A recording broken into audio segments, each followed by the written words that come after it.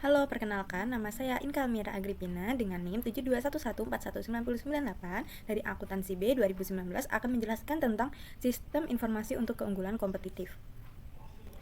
Nah, di samping ini menunjukkan aliran sumber daya dari lingkungan melalui perusahaan dan kembali ke lingkungan.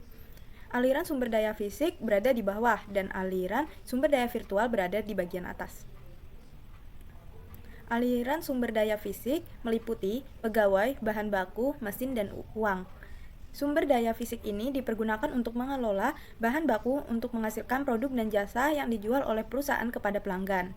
Sedangkan aliran sumber daya virtual meliputi data, informasi, dan informasi dalam bentuk keputusan. Aliran dua arah data dan informasi yang menghubungkan perusahaan dengan lingkungan. Mekanisme pengendalian perusahaan. Unsur-unsur yang memungkinkan perusahaan mengendalikan operasinya sendiri meliputi 1. Standar kerja yang harus dipenuhi oleh perusahaan jika ia ingin mencapai tujuan secara keseluruhan. 2. Manajemen perusahaan. 3. Suatu pemroses informasi yang mengubah data menjadi informasi. Lalu, lingkar umpan balik. Lingkar umpan balik terdiri atas sumber-sumber daya virtual. Data dikumpulkan perusahaan dan dari lingkungan dimasukkan ke dalam pemroses informasi yang menjadi sumber informasi. Informasi ini kemudian diberikan kepada para manajer yang melakukan pengambilan keputusan yang akan mempengaruhi perubahan-perubahan yang dibutuhkan pada sistem fisik. Perusahaan di dalam lingkungannya. Sebuah perusahaan tercipta atas dasar tujuan untuk memberikan produk dan jasa untuk memenuhi kebutuhan lingkungannya. Sama pentingnya, sebuah perusahaan tidak akan berfungsi tanpa sumber daya yang diberikan oleh lingkungan. Aliran sumber daya lingkungan. Perusahaan terhubung dengan unsur-unsur lingkungannya melalui aliran sumber daya lingkungan. Aliran-aliran yang umum terjadi meliputi aliran informasi dari pelanggan, aliran bahan baku dari pelanggan, aliran uang kepada pemegang saham, dan aliran bahan baku dari pemasok. Aliran-aliran yang lebih jarang terjadi meliputi aliran uang dari pemerintah, uang bahan baku kepada pemasok, dan aliran pegawai kepada pesaing. Tidak semua aliran sumber daya perusahaan dan seluruh unsur lingkungannya. Berikut ini merupakan model 8 unsur lingkungan. Rantai pasokan adalah jalur yang memfasilitasi aliran sumber daya fisik dari pasokan kepada perusahaan dan selanjutnya kepada pelanggan. Aliran sumber daya melalui rantai pasokan harus dikelola untuk memastikan bahwa aliran tersebut terjadi dengan cara yang tepat, waktu, dan efisien. Proses ini disebut manajemen rantai pasokan. Manajemen rantai pasokan terdiri atas aktivitas-aktivitas berikut ini.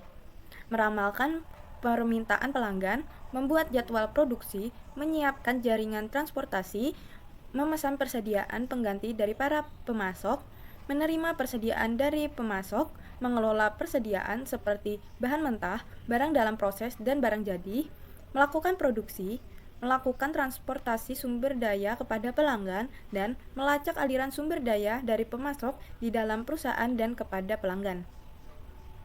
Sistem elektronik. Seiring dengan mengalirnya sumber daya melalui pasokan, maka mereka akan dapat melacak secara elektronis.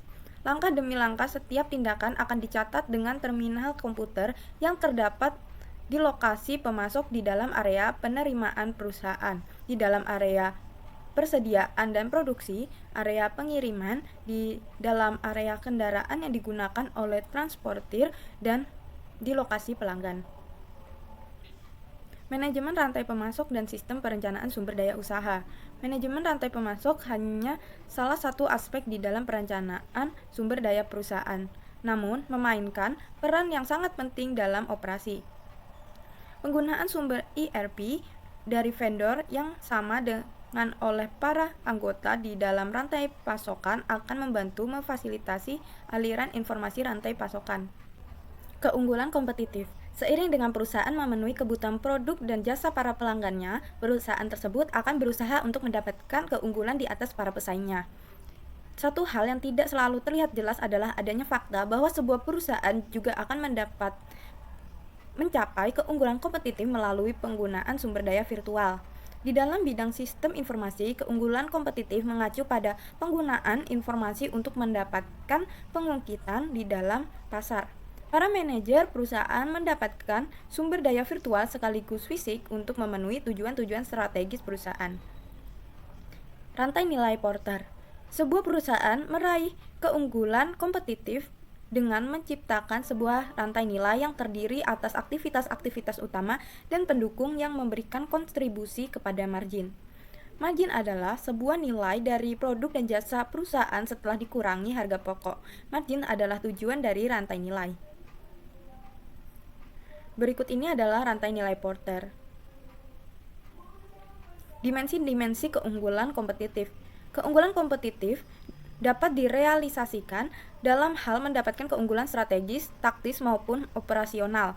Keunggulan strategis, keunggulan yang memiliki dampak fundamental dalam bentuk operasi perusahaan. Keunggulan taktis. Ketika perusahaan tersebut mengimplementasikan strategi dalam cara yang lebih baik dari para pesaing. Keunggulan operasional, keunggulan yang berhubungan dengan transaksi dan proses sehari-hari. Tantangan dari pesaing-pesaing global. Perusahaan multinasional adalah sebuah perusahaan yang beroperasi lintas produk, pasar, negara, dan budaya. Tantangan dalam mengembangkan sistem informasi global. Istilah sistem informasi global diberikan untuk suatu sistem informasi yang terdiri atas beberapa jaringan yang melintasi batas negara. Berikut ini adalah beberapa kendala yang harus diatasi oleh pengembang GIS. 1. Kendala-kendala politis. 2.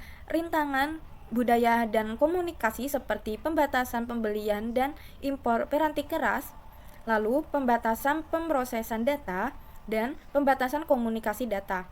3. Masalah-masalah teknologi. 4. Kurangnya dukungan dari manajemen anak perusahaan.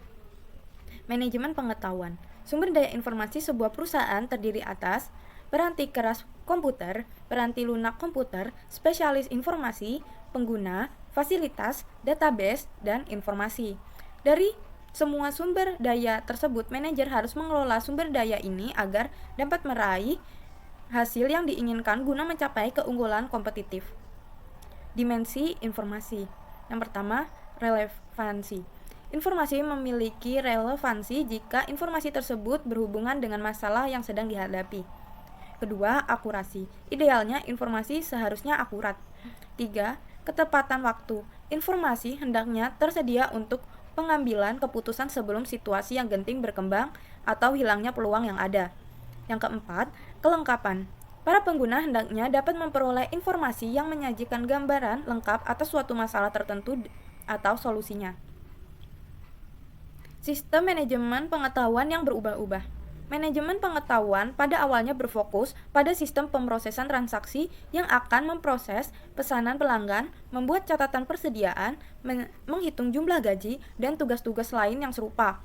Kini, organisasi mengakui bahwa sistem informasi mengumpulkan pengetahuan yang terdapat di dalam suatu organisasi, dan organisasi harus mengelola pengetahuan tersebut. Sistem informasi warisan. Mereka yang mengelola dan mengendalikan informasi di dalam sebuah perusahaan modern harus menyadari keterbatasan dari teknologi-teknologi lampau. Kebanyakan data warisan dapat diubah menjadi referensi oleh sistem informasi perusahaan saat ini. Manajemen gambar. Foto-foto digital dari cetakan dapat disimpan sebagai file-file yang dapat dijadikan referensi oleh sistem informasi perusahaan saat ini.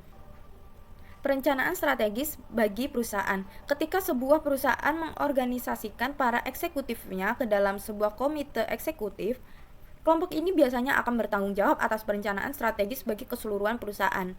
Pada tingkat yang paling minimum, komite eksekutif terdiri atas presiden dan wakil presiden, bidang-bidang bisnis perusahaan. Komite ini akan menentukan rencana bisnis strategis organisasi. Rencana strategis untuk area-area bisnis. Ketika para eksekutif sebuah perusahaan sepenuhnya memiliki komitmen pada perencanaan strategis, maka mereka melihat adanya kebutuhan bagi masing-masing area bisnis untuk mengembangkan rencana strategisnya sendiri. Rencana area bisnis ini akan merinci bagaimana area-area tersebut akan mendukung usaha ketika perusahaan mencapai sasaran strategisnya. Sekian dari saya. Jika ada perkataan yang salah, mohon dimaafkan. Wassalamualaikum warahmatullahi wabarakatuh.